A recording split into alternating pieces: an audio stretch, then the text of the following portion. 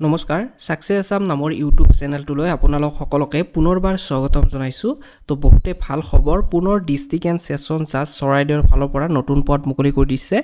তো ইয়াতে পোষ্টৰ নামটো চাও পাৰে প্ৰসেছ সাৰ্ভাৰ তো ইয়াৰে পদ মুকলি কৰিছে 5টা আৰু দৰমহা ৰাখিছে 14000 ৰ পৰা 60500 লৈকে আৰু গ্ৰেড পে 5200 আৰু এই পদকেইটাৰ কাৰণে কোৱালিফিকেশন বিচাৰিছে আপোনালোকে গ্ৰেজুৱেট কৰা হলে হ'ব লগতে আপোনালোকে আসামিজ ল্যাঙ্গুৱেজ জানিব লাগিব আৰু ক্যাটেগৰি ওয়াইজ পোষ্ট কেনে ভগাই দিছে আনৰিজাৰ্ভৰ কাৰণে এটা ওবিসিৰ কাৰণে দুটা এসটিপিৰ কাৰণে এটা আৰু এসসিৰ কাৰণে এটা টোটাল 5টা পদ মুকলি কৰি দিছে আৰু ইয়াতে আপোনালোকৰ জব প্ৰফাইলটো দিয়া আছে তো এইখিনি আপোনালোকে চাই লব তো বয়সৰ সময়সীমা বিচাৰিছে 18 পৰা 40 বছৰৰ ভিতৰত হলে আপোনালোকে আবেদন কৰিব পাৰিব আৰু বাকি যিখিনি SC ST OBC MOBC candidate তেওঁলোকৰ কাৰণে ইয়াতে এজ ৰিলেক্সেশন দিয়া আছে তো এইখিনি আপোনালোকে চাই লব তো হাউ টু এপ্লাই তো কেনেকৈ আপোনালোকে আবেদন কৰিব তো আপোনালোকে স্ট্যান্ডাৰ্ড ফৰ্ম ফিল আপ কৰি আপোনালোকৰ যিখিনি education qualification marksheet HSLC HS or graduation certificate তো সকলোখিনি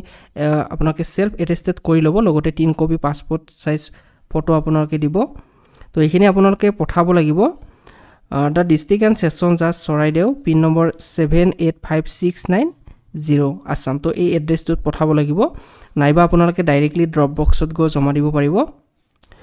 তো ইয়াৰে লাষ্ট ডেট টো ৰাখিছে 8 নৱেম্বৰ 2024 তো যিখিনি ক্যান্ডিডেটে আবেদন কৰিম বুলি ভাবিছে তেওঁলোকে ফুল এডভাৰটাইজমেন্টখন এবাৰ ভালদৰে পঢ়ি চাব তো ভিডিওটো এইখিনিতে সামৰিছো ধন্যবাদ